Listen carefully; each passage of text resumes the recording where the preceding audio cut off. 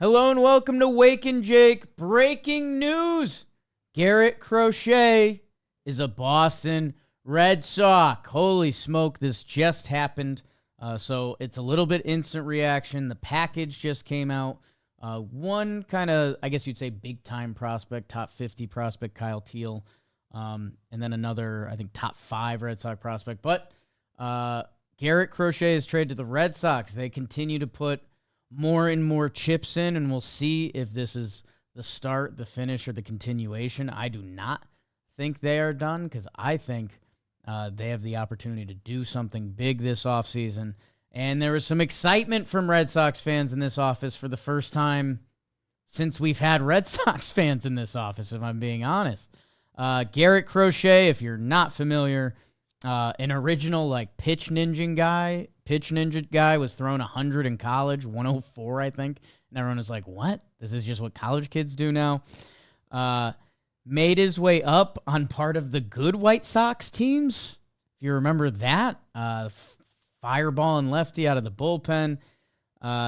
Gets hurt after one good, full relief season, 54 games, a 2.82 ERA, more strikeouts than innings pitched. Works his way back. The White Sox are bad now. Update for you, Garrett Crochet. Sorry. Couple games in 23, and then he had his breakout season last year, 4-WAR season. 146 innings, 209 strikeouts. That's a 13K per 9. It was 12.9. I rounded up for housekeeping purposes. He was their all-star. And he passes the sniff test. He is a first-round pick. He is 6'6", 245, 25 years old. 25 years old. That's one of the big parts of this. He got called up. At age 20, maybe, or was it 21 or 20? Let's see. It was 21. 21 in 89 days. Kind of cool how they have information like that on Baseball Reference. Yeah, kind of cool. I could see a guy not liking that, I guess. Yeah, I mean, it's not a need, but I use it. So, good job, Baseball Reference. So, some instant reaction when it comes out. It's what pieces have the Red Sox cashed in on? Where do the White Sox going to go? Is Tristan Casas a part of that? Because he feels like one of the kind of best available hitting assets available on the trade market, and we'll get to that in a second. But they also have this prospect pool because they were giving Heim some time, just not enough time for him. So he got let go, but they have some good action on the farm along with some young talent on the roster. And it's nobody that you've seen. No, like Rafaela. He's not going to be in any trade talks. Wiley Abreu maybe, but he's not in this. And I talked about Casas before. Kyle Teal is a top 50 prospect, catcher, hitterish type guy that people seem to like. I don't know if it's just the name, but he's not the top 2 prospects. Marcelo Mayer and Roman Anthony. The Red Sox hold on to them. Guys probably not supposed to be part of the mix next year, but maybe a big part of the mix the year after that. So that was huge as Red Sox fans held their breath for a second. And then the interesting case of Garrett Crochet, who has had Tommy John, throws with that scary velo. There's some correlation with velo and injuries, and we've done some of this on Talkin Jake. Velo and injury history can be a bad combination. That I wonder what Garrett Crochet's actual market was, because the other thing that needs to be said is homeboy's not really getting paid yet. The Yankees, who threw out 8 years, $218 million for Max Fried. I think the Boston Red Sox are going to be paying him. Can you find out what he's supposed to make next year? I don't have a number on that. Garrett Crochet? Yeah. Estimated in arbitration to make $2.9 million. So, when you're looking at Max Fried and his $30 million a year or whatever it landed, Corbin Burns 27. is still a free agent. The Red Sox said, hey, we could cash in on a 3rd and 5th prospect and get Garrett Crochet for $2 million and then, I don't know, $6 million in his walk year or whatever it ends up landing at. That financial equation is absolutely brilliant, and it leaves the door open for them doing so much more, and I think the Red Sox are going to do so much more because that fan base is rowdy, and rightfully so, that their rotation would then be Crochet, Houck, Bayo, Cutter Crawford, and then we're talking some Dick Fitz and Cooper Criswell. Not making jokes about it. And they got Aroldis Chapman this free agency. So it's him and Liam Hendricks on the back end, along with Justin Slayton, who had a breakout year, some other interesting bodies down there. For the Red Sox, welcome back to the party. Like, I think that should be the main reaction. They've been doing this. We got Heim from Tampa, and they build teams, and it's the whole big market dream while doing the small market smart things. It was taking too much time for a fan base. Man, I heard the number said yesterday it was 4 rings in like 15 years or something. 04 through 18, something like that. Yeah. Like this, again, I grew up my middle school and high school cafeteria talking about the curse of the Bambino and stuff. This is a franchise that started winning a lot. And never mind if they happen to be a Patriots fan. And a kicker to our Bruins and Celtics fans out there. Boston, I love you. Used to love visiting Boston. Some of my best friends went to Northeastern. I used to go up there like twice a month. Great city. Don't like their sports because I like the Yankees and the Knicks. That's where I landed. For the Boston Red Sox, what is next? They still have a spot open in their rotation. Our guy Zoe from We Got Ice, who's a big Red Sox fan, he said, get us Corbin Burns and we win the division. Okay, let's see it. I am worried that these Red Sox still don't truly spend on free agents. That's why they did this signing. I believe they were in on Nathan Eovaldi, who landed at a 3-year, $75 million. And by the way, probably next week, maybe we'll do a winter meetings signings grades or recap or something, because there's still so much that we haven't talked about, and even on Talking Baseball anywhere. It's crazy. Once it starts happening, it does start happening. Is this Exhibit A of baseball fans being not happy with something while getting what they want? Kinda. Right? Like, baseball fans are screaming, oh, we need to figure out, do it in the time. Like, they kind of do. It's kind of happening. I mean, this is this is a list of topics that haven't been hit on Talkin' Baseball yet. I mean, some of this will be tonight, but Max Fried, Andres Jimenez got traded, the Platinum Glove. His best season, 7.5 WAR. How do you like that? Big boy season. Jake Berger got traded in the night. Nobody cared about the Marlins. The Rangers do, though. Nathan Eovaldi signed. Tyler O'Neill. Clay Holmes is a starting pitcher for the Mets. Severino's a starting pitcher for the A's. What? Shane Bieber went back to Cleveland. Conforto's on the Dodgers. Mm-hmm. Jordan Romano, Phillies. Alex Cobb, Tigers. So these are all things we haven't even got to. So that'll probably be a next week episode. For now, I want to keep it Crochet, and I'll probably pivot to Fried. If you are the Boston Red Sox, here's what their lineup currently looks like. Jarren Duran, good. Lefty. Rafael Devers, great. Lefty. Tristan Casas, good. Lefty. Trevor Story, not sure. Righty. Masataka Yoshida, he can hit a little bit. Lefty. Wily Abreu, I think he's good. Lefty. Connor Wong had a nice season last year. That's what I'll say. David Hamilton, sure. Ceddanne Rafaela has potential to be something for them in some way. I think if you could tell from what I was doing from that exercise, the Red Sox have all the pieces to a lineup, and their lineup statistics last year, a lot of them landed in a good spot. They were 6th in average, 7th in OPS, 9th in runs and homers. So there's some room for improvement there. But their lineup was also banged up through the year. We were shocked at the first half Red Sox because they were pitching their buns off. I don't like using that kind of language. Tristan Casas is one of the best available young hitting trade pieces that There is a chance they move him. There's a chance they don't, for that same exact reason. I'm curious to see if Luis Castillo, who, God, sometimes things make too much sense. Seattle Mariners, who have been looking for someone you can put in your lineup and feel pretty confident that it's going to translate.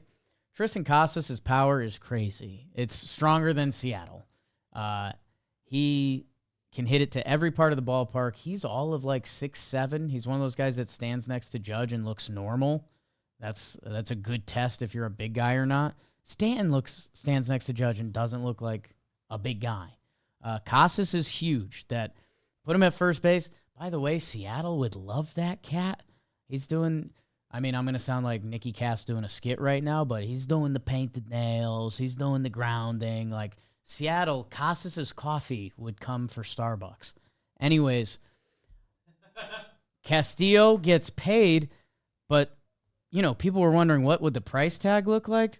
Compared to these pitching price tags and where they're at, Castillo is nowhere near a dump. It's $24 million for the next 3 years, with a vesting option, depending on time injured in the next couple years. So basically, if Luis Castillo stays healthy these next 3 years, you get him for another year, which it's hard to imagine him falling off the cliff pitching wise.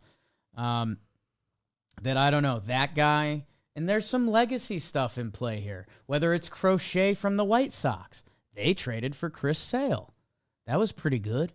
The Red Sox, they have a history of a pretty good Dominican pitcher that every time they get a good young Dominican pitcher, they call him Baby Pedro, which has some people in our office dislike, what's his name? Brian Bayo, just because he was a young Dominican pitcher with a changeup. So everyone's like, whoa, Pedro? It's not looking like that. He seems like an MLB guy. And maybe there's more in there. Bayo, still 25 years old. Man, you bring in, if the Red Sox want to be back at the table, Casas for Castillo, both sides probably playing chicken of who should add what. Castillo a little more proven at the major league level than Casas. Casas semi-proven, not the hugest sample, but, an injury, significant injury last year. I don't know. Some things make too much sense for me. Seattle's had such a need. God, Julio, Casas, and Cal Raleigh, okay, you can start. It's almost an offense. We're on our way to an offense. They extended Victor Robles last year. Red Sox, you can be fully back at the table. If you trade for Luis Castillo, it's hard for me to imagine them signing Corbin Burns. I'm sure they're in on the other guys, Walker Buehler, whoever. Someone was just marching around our office saying that the Red Sox haven't made the big free agent signing since David Price, which, okay, it helped win them the 18 World Series. It was also part of the salary dump that they got rid of Mookie Betts about. So I don't know if that's part of their fear factor. Also, their ownership group is one of those ownership groups that they're just buying stuff. They're just buying soccer teams and supposedly the next NBA team, things like that. Boston gets fully invited back to the table if they get a Castillo or another pitcher, and I like to think they will because, Dick Fitz and Cooper Criswell seem like nice depth pieces. If they can add someone with Crochet at the top of that rotation, if the Houck breakout last year was real, if Bayo has more in the tank, Cutter Crawford is just Cutter Crawford. He throws you 33 starts at a 4 ERA at Fenway. You take that all day. That with their lineup, they would be back at the table, or do they want to keep Casas for all the reasons I mentioned, and they can do something a little less risky, but a little less invited to the table? We talked about Masataka Yoshida, potentially for Jordan Montgomery. D-backs trying to get off Jordan Montgomery for 1 year, $26 million. We know the Red Sox like Monty. They were interested in him in his first time in free agency. D-backs need to replace Jock Peterson. His price tag may have gotten to a place that they don't like, that they can get rid of Monty's money, put in Yoshida, bada bing, bada boom. Red Sox with one less lefty, but then the lineup isn't as lefty, but it's not as deep as it was. So very excited to see these next steps for the Boston Red Sox. Excited that the Red Sox and the Yankees, and I'm not doing this in a peacock way because the year previous to the World Series, the Yankees missed the postseason, so they were part of the problem. Good Yankees, Red Sox. That would be good. That's great for the sport. It's great for me as a Yankees fan until they lose those games. And good for the city of Boston, man. It's been pretty cool. We've had a partnership with Amtrak the past couple years that we've gotten to go up there and watch games from Fenway Park, and it's a great place to watch baseball. It's in the city. Like I was gonna say there's not a bad seat in a house, but it's a place known for having historically bad seats in the house. But outside of those seats, the other seats are great. I'm excited to see their next steps. You'd assume they'd add another starting pitcher. You wonder what else they have off the board, because right now, your righty hitters coming into the season being Story, Wong, and Rafaela, you're going to want something else there. And you're going to have options, because right-handed hitters are a lot more available to you in the free agent market than they are left-handed hitters. So the Boston Red Sox have put their chips in. They are excited, and they should be excited. And I'm interested to see the next steps because, man, they can hold on to their top two prospects in Meyer and Anthony, who are supposed to be real ones. Like, they have them as Fangraphs has them as top 11 prospects. So that's the kind of tier we're talking about with those two. If they can hold on to those two, bring on a competitive team for this year, the Red Sox are going to start feeling good about the next 5 years, and they have not been feeling that way. So, with that, I think the pivot for now is the Yankees and Max Fried, because I haven't talked about that on here. And another lefty. How about this? The AL East lefties. Not as many lefties in our warehouse, and it's been chugging. We are in the playoffs. Go check it out. Blitzball Battle 5. Here's a pregame show. We are back in the warehouse. Blitzball Battle 5, presented to you by DraftKings, the second of our two semifinal matchups between Forgotten Rotten and defending Blitzball champion McFlurry Power. They have dreams of hoisting a second straight Blitzball banner, and with a win, they will take down the inaugural Warehouse Cup. The biggest storyline for me today is Trevor Plouffe. Shelfie has gone well above what he's supposed to do. It's time for Trevor to pick it up a little bit. This is another good matchup between two teams who haven't been as good as they should be. They really haven't hit this entire tournament, but somebody's going to have to score runs to win. Trevor Plouffe is going to have to come through at the plate eventually. I think it's going to happen. For me, I'm going to be taking Forgotten Rotten, guys. If I pick McFlurry, Rotten's going to win. So I pick McFlurry. I think Forgotten Rotten will make it to the championship against your team from Lovias. Today is your day, Plouffe. We'll find out who's going to make all the way to the finals. It's Blitzball Battle 5, presented to you by DraftKings. Make sure you're subscribed to our Warehouse Games channel and go check it out. It's a really fun product. Like throwing it up on the TV. I've got the chat on my phone. It's a good time. My Yankees signed Max Fried. They both got their lefties. The Yankees paid a different price tag. Instead of prospect capital, they gave him 8 years, $218 million. That is the highest price tag ever given to a lefty starting pitcher, which it's going to be interesting to see if the Red Sox have extension talks with Crochet, because that was kind of one of his things when he was talking about getting traded before. He wanted to ensure he'd be a starter. He was scared to go to the bullpen and get hurt again. I wonder if any of those talks have already happened through an agent or anything like that, because Crochet would be an interesting one. If I'm the Boston Red Sox, I just mentioned that Crochet is getting paid $2 million this year, and again, I'm just guessing, but $6 million, $8 million the next year. If you could start Garrett Crochet's contract now and get him 20 for 5, and he still gets to hit free agency at 30. I don't know. I would have some conversations. You feel like the Boston Red Sox would be too. Tricky for Crochet because, do you just pitch the 2 years and you might get a Friedian bag, if you will. The Yankees got Max Fried. We are excited. After the loss of Juan Soto, it was woe is me, generational hitter. I don't get to watch him every day for 10 years, 15 years, which would have been exciting and sick. The guy takes the best at-bats I've ever seen. The Yankees pivot to Max Fried. They make their strength a strength. Their rotation is now Cole, Fried, Rodon, Heel. And then for your 5-starter, you've got a hodgepodge of guys that have pitched good at some point. Marcus Stroman is still on the Yankees. Nestor Cortez still on the Yankees. Clark Schmidt, probably the best pitcher out of those two now, that the Yankees, and they've made it pretty apparent, will be trading from their pitching capital to go get a player. And is that Cody Bellinger? Is that Kyle Tucker? Was the sexy rumor in the streets. The Yankees and the Astros? He would be the perfect fit. We're trying not to daydream about Kyle Tucker because it would fit too well. Feels like setting yourself up to get real sad when you start to really believe. And I started to really believe. So. Yeah, we all did for a little bit.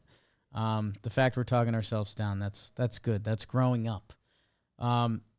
The Yankees have serious work to do in the lineup, and it scares me because, like I previously mentioned on this episode of Talkin Jake, subscribe, they missed the playoffs. 2023, they missed the postseason. 2023, what were their big ads, BBD? They added Juan Soto. Really good. Alex Verdugo felt like a great piece. Early in the season, he was a great piece. We were excited. What else did they add? Stroman was a big ad. Stroman was a big ad, a major league starting pitcher. The potential 3-year deal. Was that? I think it was a little bit it. Rodon was there. They kept Luke Weaver, which proved to be a bigger deal. But during that offseason, we were right. Not it was a saying throw-in Cooper Criswell, if you will. Yeah, that was that. And something that I think Yankee fans are appreciating a lot more is the Jazz Chisholm trade during the middle of the 24 season. But Yankees lineup pieces we feel good with. Here's a fun game. Anthony Volpe at shortstop, kind of. I mean, as a defensive first shortstop with potential to grow as a hitter, we're good with Volpe. I feel like I know what his place on the team is. I'm good with that. Jazz Chisholm at third or second. There's some interesting dynamics there, but we're good with. Okay. Aaron Judge in right field, fantastic. Glad to have him back there. Giancarlo Stanton at DH, absolutely. He's going to get banged up, but you give Judge some days off his feet, sure. Austin Wells, and I'll throw in Trevino behind the dish, absolutely.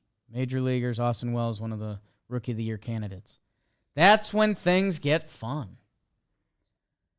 Currently listed as their left field, first base, second base, and center field, Ben Rice gets the nod from Fangraphs currently, and I've defended Ben Rice. Some of his minor league stats are very impressive. Caleb Durbin, maybe you've heard of the Arizona Fall League MVP, listed 5'6". Hello. And currently in center field, Trent Grisham. So, the Yankees that had Juan Soto and went to the World Series. Verdugo didn't really pan out.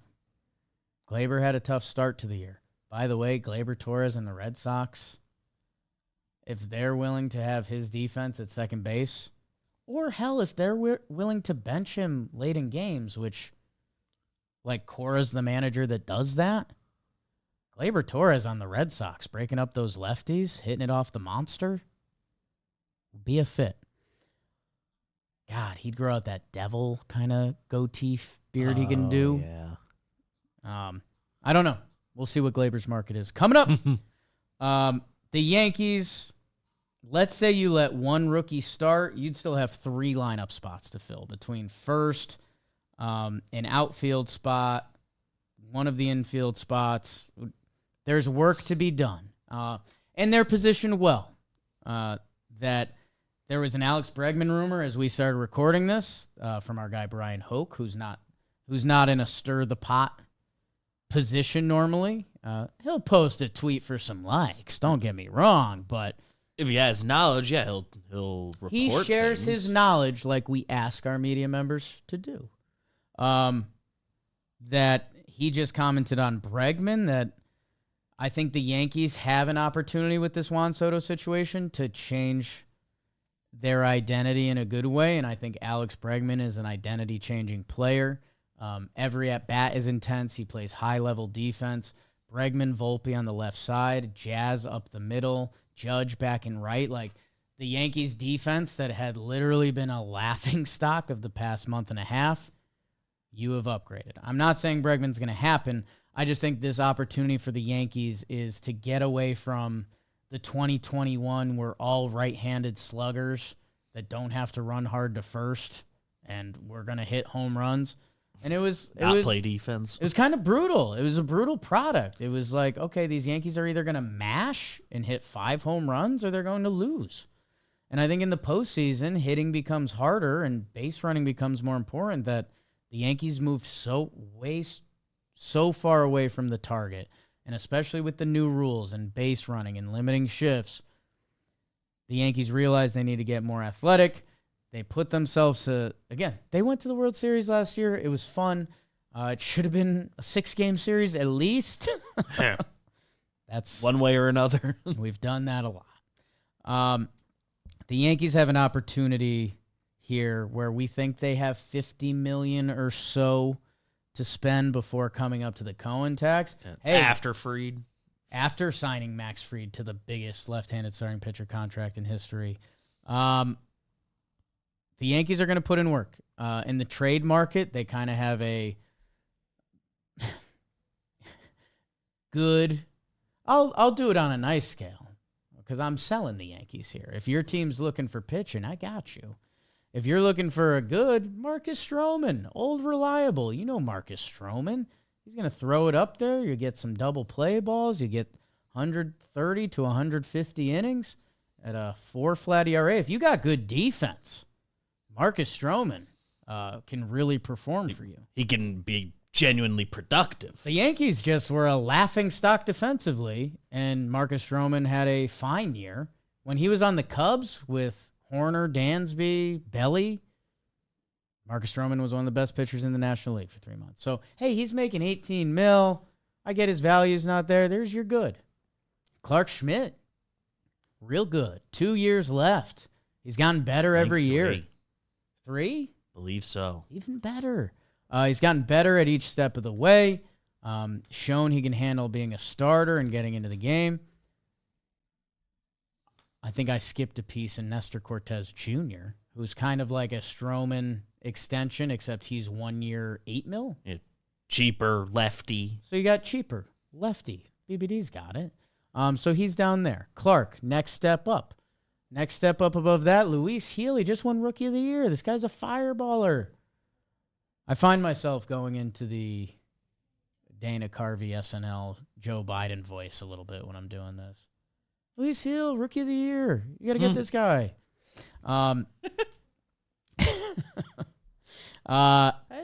That they have whatever's available on the trade market, and that's what's going to be the great game for the Yankees. Is it Cody Bellinger, who's getting paid, but a productive player? Are they going to take a flyer somewhere? And when I say flyer, I mean like a Brendan Donovan type from the Cardinals who has hit, doesn't necessarily have a position, and it feels like we're getting away from that.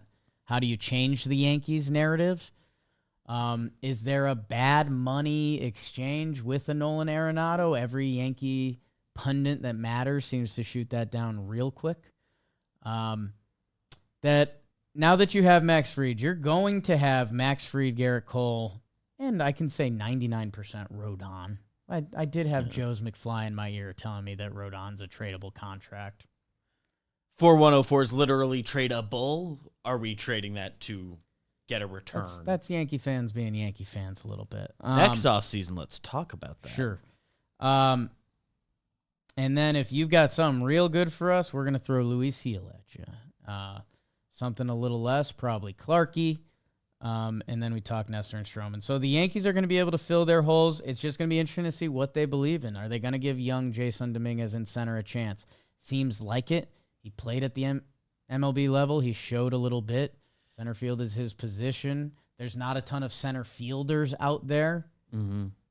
Their organizational center field depth at the higher levels, not great. It really is Trent Grisham behind him, but that's a fine guy to have behind a rookie. It's true. Because he's 2-time Gold Glove, the 6 weeks he really played, he did legitimately produce offensively. Yeah, I mean, I guess I was saying bring in Michael A. Taylor, but I mean, him and Trent Grisham are similar lefty-righty, but we've been yelling that Trent Grisham hits lefties better, so I don't. If you don't add any outfielder, they need to add an outfielder. Yeah. So two of those guys. We're excited to see where the Yankees go next. I'm excited to see where the Red Sox go next.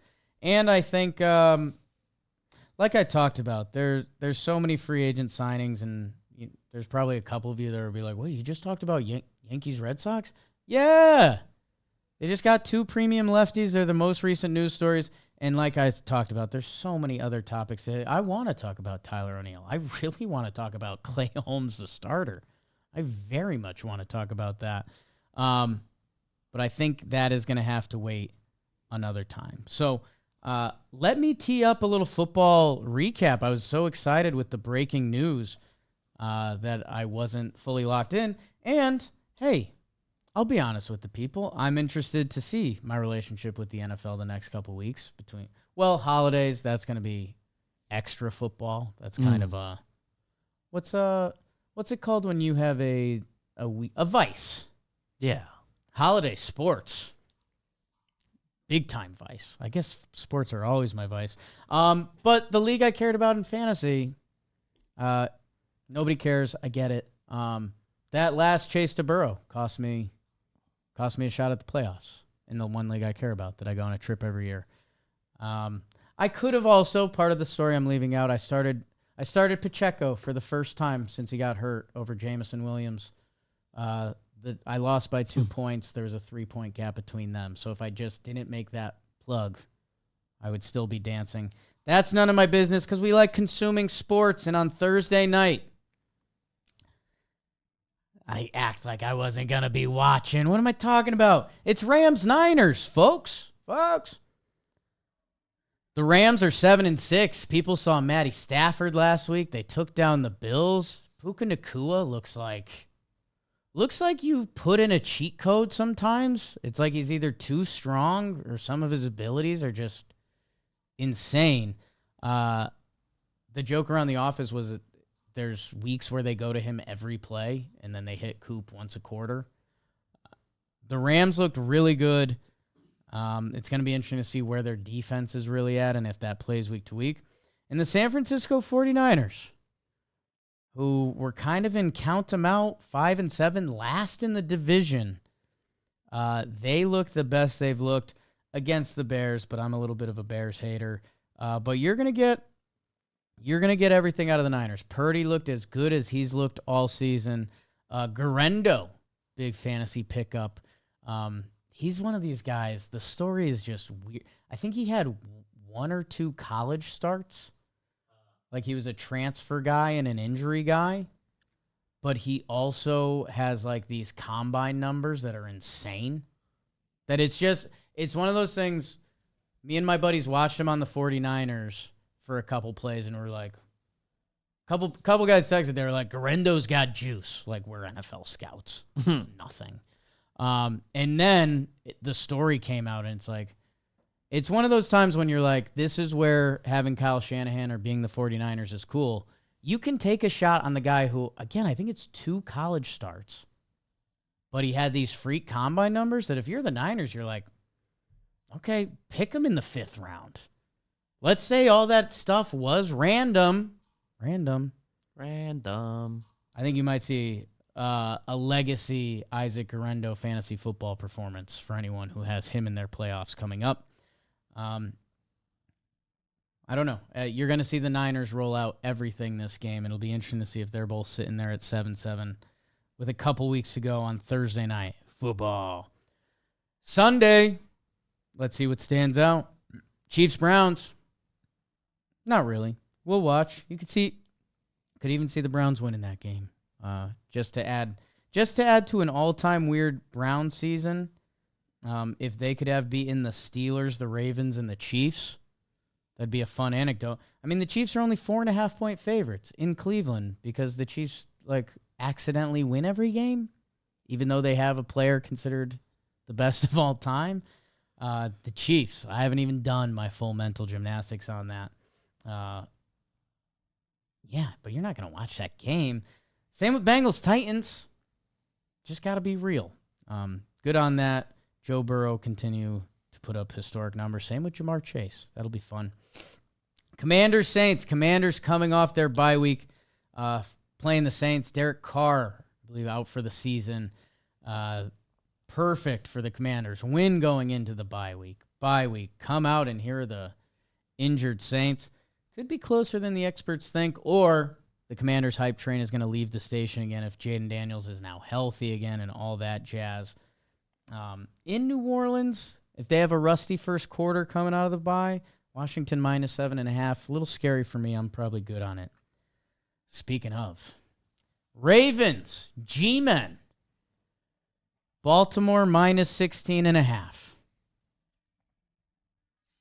You don't see that a lot in the pros because these guys are professionals. That's tough, man. In MetLife, that number could be really low. You could watch the first quarter of the game, and that number could be really low. The Giants it's time. I know it's been the big conversation on Talkin Giants that Shane, their GM, even Dayball, it's kind of clear house time. I know that shouldn't always be a solution, but where are we at?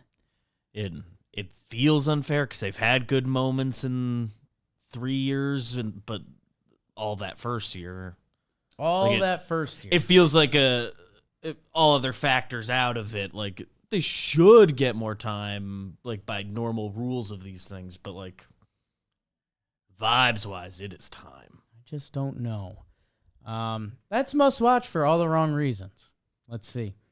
Cowboys-Panthers, no thank you. Although the Bryce Young resurgence has been fun. I mean, his stats on the year are still, resurgence in air quotes. But you don't need to. Jets-Jaguars, my God. Promise me you won't watch that. Dolphins-Texans, sure. Let's find out where our Houston Texans are at. Sexy to start the year, faded hard. The Dolphins, kind of the reverse, dug themselves a hole that they almost have to win out, but they're doing Dolphin things. Historically, they beat the bad team. They lose to the good team. And Texans, we're not sure right now. That's what makes that one fun. So the 1 p.m. slate, maybe enjoy your Sunday. Go for a bike ride. Because that is something. At 4 p.m., Broncos and Colts, 2 horses. People forget that. My Broncos are 8-5. I'm drinking the Bo Nix Kool-Aid. Something about Sean Payton rubs me the wrong way. Sean Payton is like my least ideal father-in-law. Like, God, how brutal that guy would be to me. Maybe I need it, and maybe that's what Bo Nix needed. Broncos and Colts, a scary one for me a little bit. If AR5 has an AR5 day or Jonathan Taylor breaks one loose, the Broncos defense is really good. It's at Mile High. They should feel Mile High. Let's go to 9-5. Let's get nuts. Let's make the Broncos a little scary. Bo Nix. Hey, for how much I like Jaden Daniels, I should be saying a lot of the stuff for Bo Nix because he has been outplaying him of late. And I'm in. I'm ready to get hurt again. Michael Scott meme. 4 p.m. Here we go. We're playing football. Steelers, Eagles. Oh, God. Do not tailgate this game.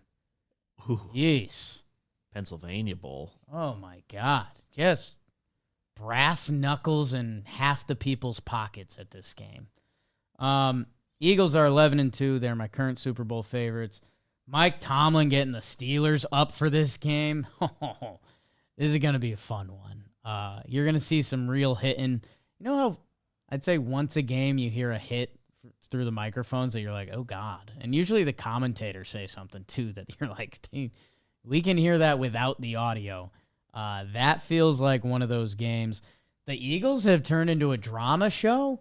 Like they kind of got away from it, and now they're back. All their players are calling out Jalen Hurts, which just feels like not the strategy, but maybe that's that Philly tough love.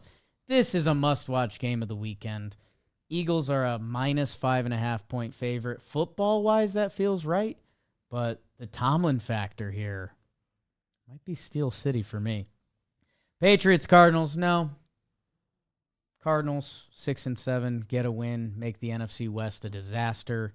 Patriots, playing for next year. Buccaneers, Chargers, yes and no. I mean, I realize this isn't how it works because they're in different leagues. This feels like a wild card weekend game that you're like, yeah, great. Okay, the Bucs made it. Baker, nice. They got some fun pieces. Everyone's a Bucky Irving stan. Mike Evans, Hall of Fame. Yep. Chargers are 8-5. Just lost to the Chiefs last week, and the way the Chiefs win every game. Yeah, that's a nerdy. If you like football, you're gonna like that. I'll watch Baker and Harbaugh all the time. They might even, early prediction, they get into a yelling match, and everyone loves them both more for it, and they love each other more for it. That's like the perfect father-in-law pairing. So at 4 p.m., Steelers, Eagles, Bucks, Chargers. That's kind of where you want to be. Bo Nix dominating. Sunday night, Packers, Seahawks. Okay, a little funky NFC matchup in Seattle. So you know the 12th man will be trying to break the sound record. Make sure I tell Jimmy about that. Packers, a lot of people like them, and they're a -3 favorite in Seattle. You'd think they're the better team. Geno's stats look really odd on the year. 14 touchdowns, 12 picks. JSN has fully taken off for them. He could break 1,000 yards receiving in this game. That'll be a good watch. So get ready for the late slate this weekend. Book things early Sunday. A Monday double dip? Whoa. But it's Vikings, Bears, and it's Falcons, Raiders. So let's enjoy Sunday afternoon as society is built on. Let's see what other baseball things are brought to us by next week that I'm sure we'll either be doing a full winter meetings recap or if there's more breaking news via trade or whatever it is. We'll see what's going on. Subscribe. Please. Tell them about Uncle Dan, I suppose. Talkin Jake is a production of Dan Patrick Productions, John Boy Media, and Workhouse Media.